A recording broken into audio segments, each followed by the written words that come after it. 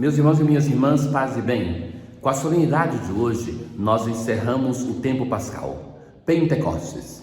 Durante todo o tempo que nós celebramos o mistério pascal da paixão, morte e ressurreição do Senhor, nós fomos conduzidos para essa solenidade que coroa o mistério pascal.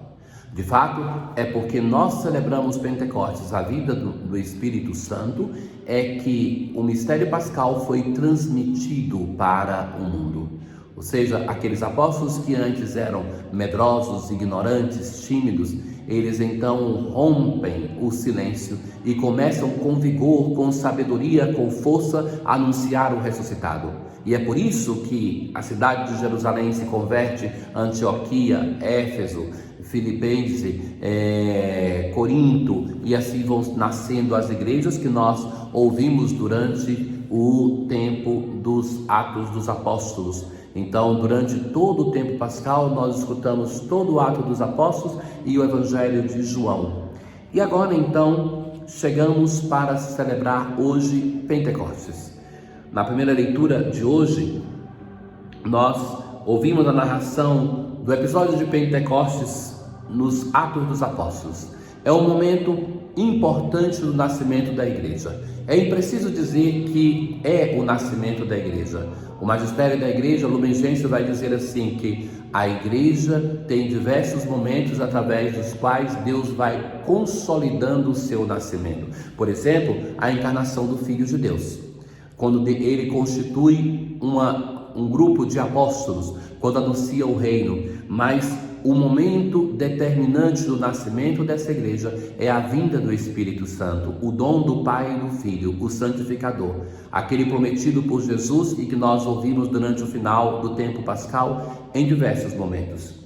Já antes mesmo da primeira leitura, a antífona de hoje vai dizer assim: o Espírito do Senhor encheu o universo, ele mantém unidas todas as coisas e conhece todas as línguas, aleluia.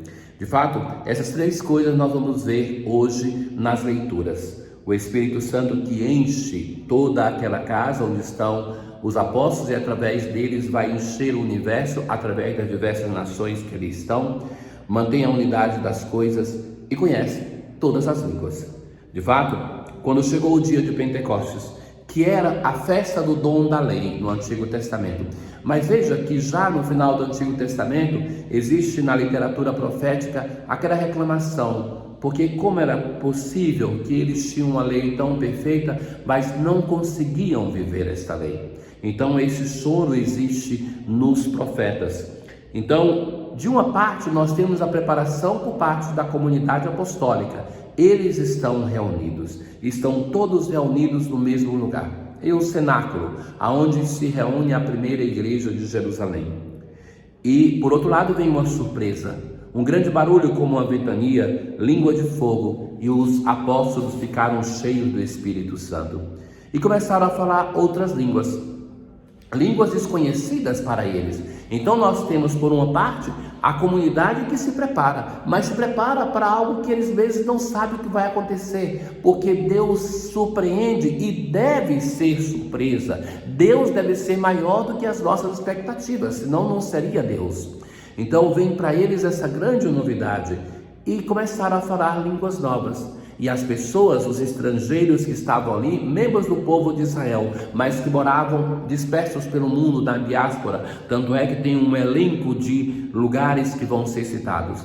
E então, todos nós, porque as pessoas que diziam, os escutamos anunciarem as maravilhas de Deus na nossa própria língua.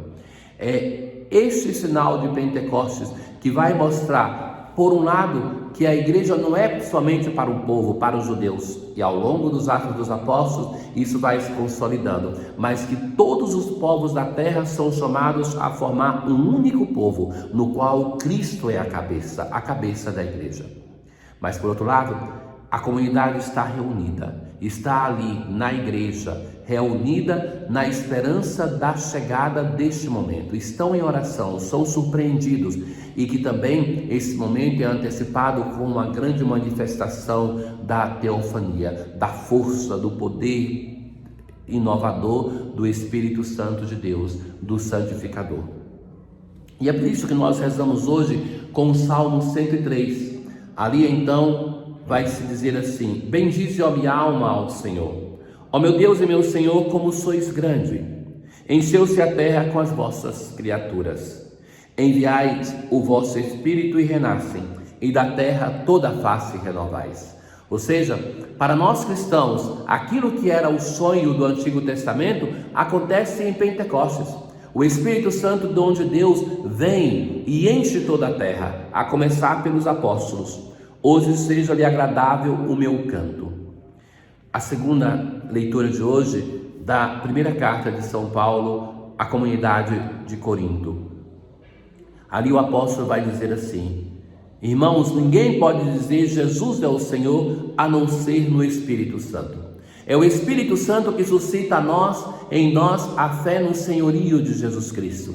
O mistério pascal só pode ser acreditado por nós, só pode ser objeto de fé se nós somos preenchidos, se nós deixamos o Espírito Santo de Deus agir em nós. E esse Espírito suscita a diversidade de dons, de ministérios, de atividade. Então, a diversidade é fruto do Espírito, mas também a unidade. O mesmo Deus que realiza todas as coisas em todos, porque fomos batizados no único Espírito.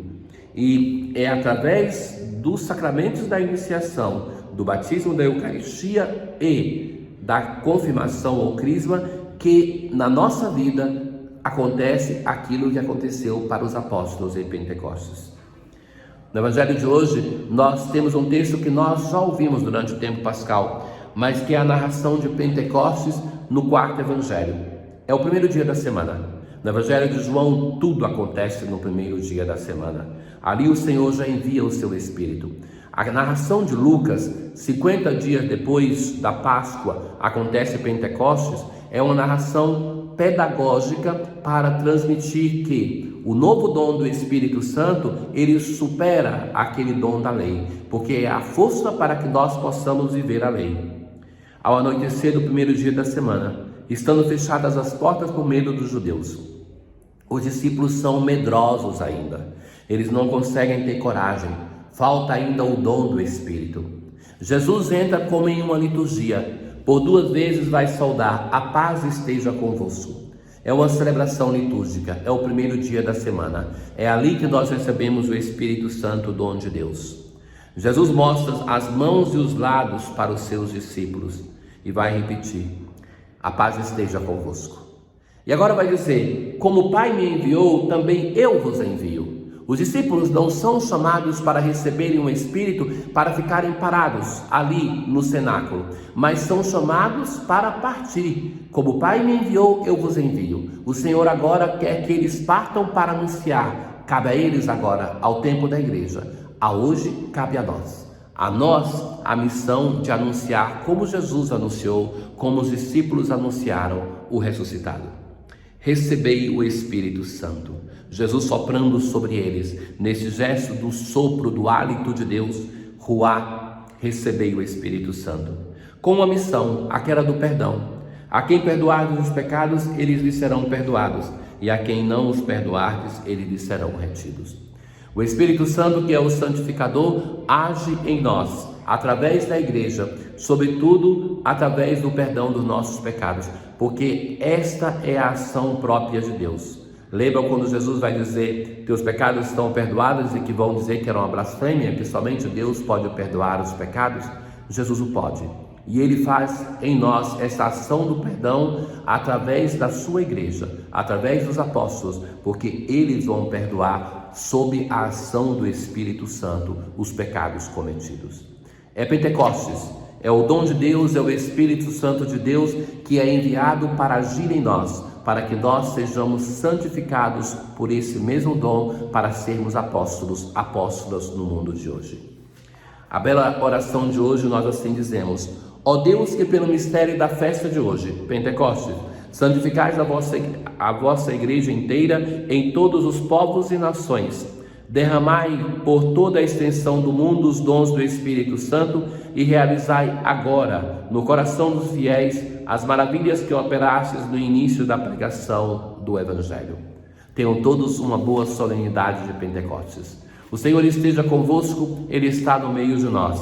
Abençoe-vos o Deus Todo-Poderoso, o Pai, o Filho e o Espírito Santo. Paz.